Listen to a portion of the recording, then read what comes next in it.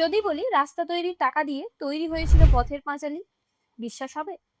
1955 সালে তৈরি হওয়া এই সিনেমাটিকে নিয়ে আজও বাঙালিদের গর্বের শেষ নেই। জাপানের লেজেন্ডারি ডিরেক্টর আকিরা কুরোসাওয়া বলেছিলেন যে এই সিনেমাটি না দেখা মানে পৃথিবীতে বাস করে সূর্য আর চাঁদ না দেখার সমান। I was a kid.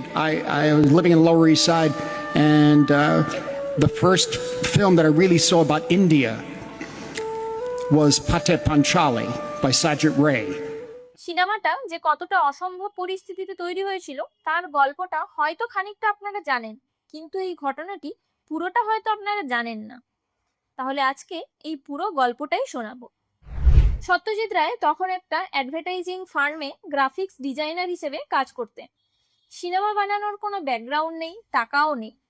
তিনি তখন বিভূতিভূষণ বন্দ্যোপাধ্যায়ের উপন্যাস পড়ে ঠিক করলেন যে তিনি একটা ফিল্ম বানাবেন, কিন্তু কোনো প্রডিউসারে রাজি হলো না। রায় তখন নিজেই শুরু করলেন। আস্তে আস্তে সমস্ত জমানো টাকা শেষ হয়ে গেল। তিনি তার পছন্দের গ্রামোফোনের কালেকশনও বেচে দিলেন।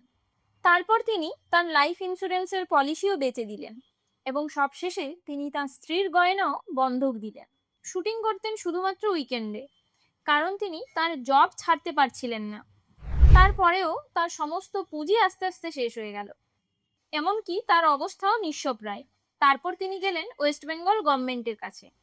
গভর্নমেন্ট তাকে লোন দিলেন 70,000 টাকার, কিন্তু সরকারি কাগজে লেখা হলো রোডস ইমপ্রুভমেন্ট, কারণ সিনেমাটির ইংরেজি অর্থ ছিল the song of the little road.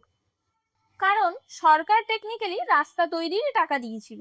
আর 3 বছর ধরে তৈরি এই সিনেমাটি কানস ফিল্ম ফেস্টিভ্যালে গেল, আর সেখানে বেস্ট হিউম্যান ডকুমেন্ট অ্যাওয়ার্ড পেল। আর প্রথম কোনো ইন্ডিয়ান সিনেমাকে গোটা বিশ্বের মানুষ রেকগনাইজ করলো। আর এই ধরনের গল্প এবং ট্রিভিয়া শুনতে সাবস্ক্রাইব করুন ট্রিভিয়া ম্যানিয়া এই চ্যানেলটিকে।